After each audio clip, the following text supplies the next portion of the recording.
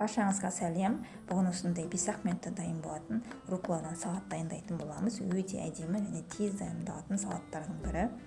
Алдымен осылай руколамызды жақсылап жуып, тазалап, кептіріп алатын боламыз. Және де осылай тарелкамызға айналдыра салып шығатын боламыз. Мына осылай айналдыра салып шығамыз.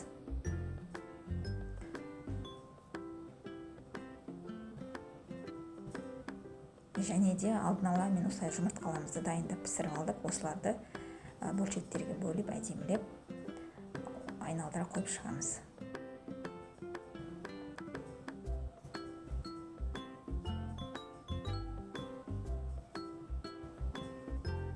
Осылай жұмыртқаларымызды қойып шықтық. Ендігі осындай черри қызанағы болады, соларды ортасынан бөліп осылай айналдыра қойып шығамыз.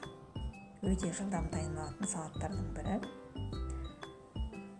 Ендігі бұл салаттарға мен осындай суығын ірімшігін пайдаланамын.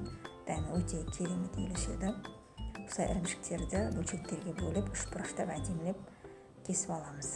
Мына осындай қылып. Енді осы ірімшіктерімізді айналдыра қойып шығамыз. Енді бұл салатқа мен осындай кисло-сладкий соус қолданамын. Өте керемет үйлеседі осы салатпен. Айналдыра осылай қойып шығамыз. Осылай қойып шығамыз.